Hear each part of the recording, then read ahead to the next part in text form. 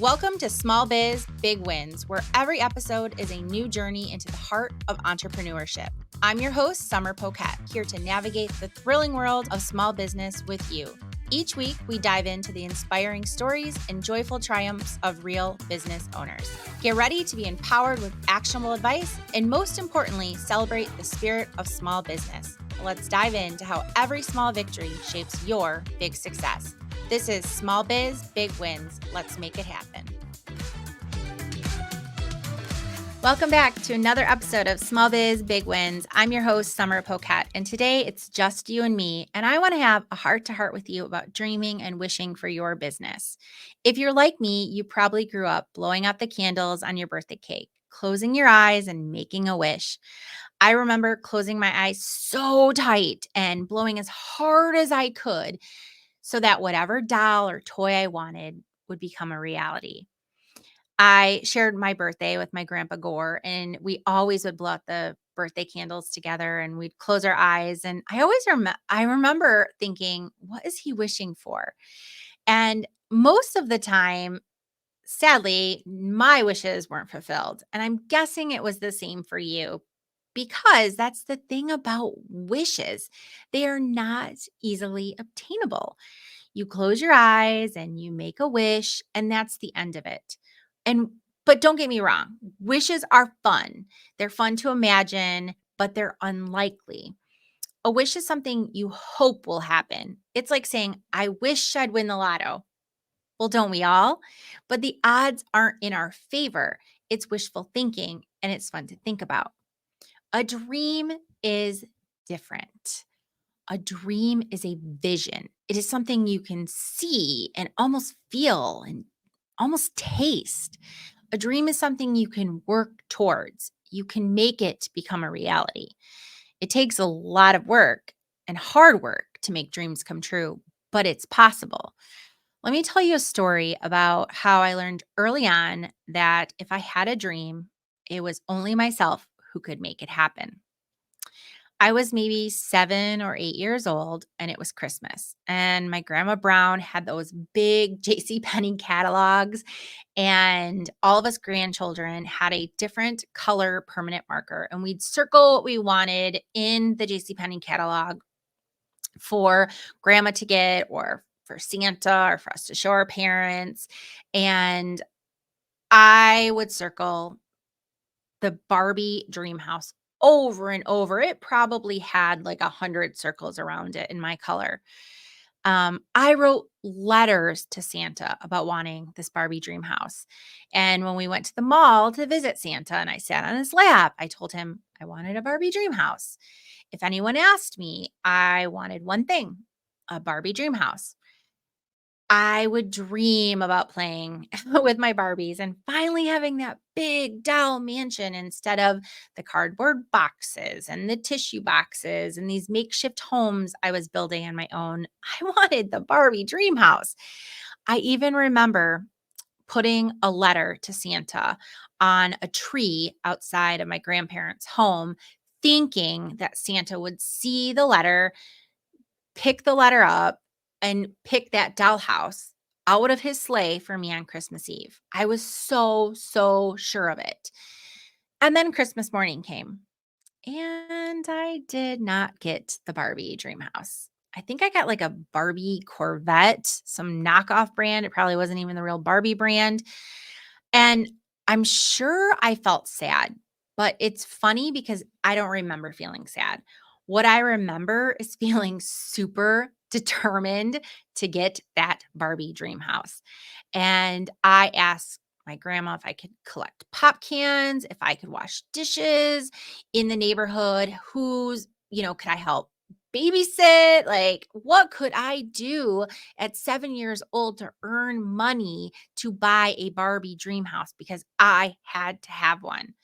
Now, I can't recall exactly how long it took me to save the money, but I know that I bought one because I remember going with my grandma Brown to the Toys R Us in Toledo, Ohio, and buying one. I am sure she pitched in some money and she probably made me promise not to tell my grandpa or my other cousins because that was my grandma Brown for you. But I remember feeling so proud of myself. I had a dream. And if it wasn't Santa who was going to make that dream happen, it wasn't anybody but me working really hard and having the determination to make it a reality. And I made it happen. It was my hard work and my determination. And it's actually kind of funny because I think about my daughter when she was little. She's 17 now, and I think I overcompensated. I think she had 5 Barbie houses, and she didn't have them because that's what she dreamt about, or she's blowing out her candles and wishing for them. Maybe she did, but it was because I was still living out, like, my own dream in some weird way, proving to myself that if it was a dollhouse I wanted, I could have one. I won't have just 1 elf, 2 elf, 3 elf, 4 elf, 5 I'll have all the dream houses. At some point, I stopped buying the dollhouses, but anyhow, so tell me, think for a second, what childhood dreams that you've made come true for yourself?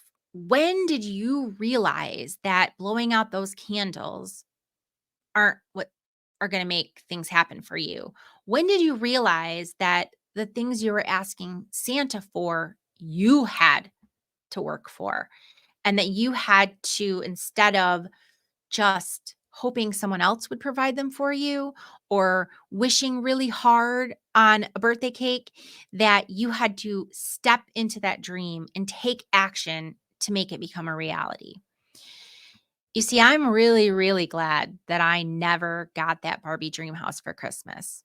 It's ironic that it's even called a dream house. It taught me an invaluable lesson. If I wanted something bad enough that I can visualize it, I have to take the steps to make it happen. I have to work hard. It might take me years, but it can happen if I set a goal and I put my mind to it. I used to imagine myself as a teacher. I mean, like literally imagine myself. I pretended I was a classroom teacher when we played school in my grandma's basement. I volunteered to help my teachers. I literally visualized myself becoming a teacher. And my dad actually bet me $100 when I went to Western Michigan University that, like, like most kids, they changed their mind, that I would change my mind. And I was like, nope, this mind, not changing. And I graduated and I became a teacher. I had my own classroom. It didn't happen overnight. So when you dream something, you visualize something taking place, and then you ask yourself, why do you want that to happen? And if it's really important, the why is really important to you, then you have to take that next step of planning and researching your dream. You have to set actionable, measurable, relevant goals to make that dream come true. So, using the college example for me to become a teacher, I set goals with my college advisor. I had to plan for tuition and housing and food. I didn't have money, so I had to plan on what I was going to do to pay for room and board. So I became a resident advisor. Each year, I had to assess if I had the money, the credit hours, the grades to move on to the next year of goals until I reached the end and I graduated. In my experience, entrepreneurs and small business owners, they are dreamers. They are full of ideas and innovation. Dreaming is the motivator. Successful entrepreneurs aren't just wishing upon a star for their dreams to happen. Their dreams are their big ideas. It's their catalyst for doing great things. And to make those great things happen, they set goals and then they crush them. So if you're listening and you're not sure what you're dreaming about for your business, I want you to take some time, and we're going to cover a few different ways to dream and to take time to have the vision and set some goals. Um, and the first thing we're going to talk about is vision boarding. I think small business owners, I think sometimes we get caught up in the weeds. We can't see the big picture, and we need to step back and be re inspired. Our dream machine is clogged, so to speak, with all of these spreadsheets and life and busy stresses and just the happenings of business, right? And so when we step back to create a vision board, it is a reminder for us of our whys. It is a chance to be positive and visualize the things we want to achieve in our life and our business. I know it seems hokey, but in 2018, I sat down and I created a vision board, and it was not full of fancy vacations and dream cars and winning the lotto and pictures of money or anything like that. Instead had visual representations of me spending more time with my family and friends, because that's why I wanted to start a small business, to make time for the things that were important for myself. I wanted to travel, so I had some trips that I wanted to take on there. Um, I wanted to work in new locations besides just Petoskey, Michigan. I wanted to serve different industries. And so I had visual representations of all of these different things. Science actually tells us that our brain assigns a higher value to images than written words. Lists are great. And in a moment, I'm going to share a goal setting worksheet with you to download because they're valuable tools. Putting pen to paper is valuable. But when you create a vision board to represent your goals, your subconscious mind actually prioritizes this. ABC News did a really cool story about this. It's super fascinating, and I'm going to share a link in the show notes with you. But the idea is that your vision board helps your brain become alert for opportunities to serve your goal. So when you put your vision down, your brain actually is on alert for opportunities to help you serve your goal. How cool is that? So, has my vision become a reality? Yes. I put on there that I wanted to work with someone in the auto industry. So I had pictures of different cars and everything. And these weren't cars I wanted. These were things like I really wanted a client for Keep It Real Social in the auto industry. So we have a car dealer now in East Lansing, Team One, that is a client of ours. I put photos of eyewear and sunglasses because a dream client for me was someone in the eyewear industry because I love glasses. So in 2019, the sunglass shop with 4 locations in Michigan became a Keep It Real Social client. I could do an entire podcast on vision boarding, but if you want more information, check out my free ebook on vision boarding for small business owners by subscribing to the Keep It Real Social newsletter. I will put the link in the show notes for you. Trust me, it's worth reading. There are some great links, articles, resources, ideas. I even discuss choosing a word of the year and creating a digital vision board. All of yours for free. Just visit the show notes and sign up. For those of you that are list makers and you're not into the hokey pokey of vision boardings, I've got you covered. Just like visually putting your goals on a board or a piece of paper is effective, putting your hand to paper and writing down your goals helps you stay focused, and it serves as a reminder of what you're trying to achieve. Writing helps you gain clarity. It helps you be accountable and it jogs your memory. It's something to go back to. I even read somewhere that you are 42% more likely to have achieved your goals when you've written them down. Now, it can't hurt, right? I'm not sure if it's true, but it can't hurt. So, to take your dream from vision to reality, making SMART goals using my free template might just be what you need. If you're unfamiliar with SMART goals, the acronym stands for specific, measurable, obtainable, relevant, and timely. And I find that a worksheet like what I've created for you and a planning document like this is helpful for staying on track for small periods of time, like quarterly or annually. I don't use a SMART goals worksheet for like a 5-year plan, but it chunks things up for you. It takes those really big dreams and it breaks them into smaller goals for you. It's like climbing a mountain. You see it and you're like, "Oh my gosh, I'm never going to get to the top." But if you break it down into distant markers, I'm going to get to the first distance marker. Okay, I made it. Now I'm going to get to the next one. Before you know it, you're at the top of that mountain. That's what the SMART Goals worksheet is like. So if this is more your style, visit the show notes to sign up for the newsletter, and you'll get both my SMART Goals worksheet and my vision boarding ebook for small business owners. And they're both free. So just visit the show notes, sign up, they're yours.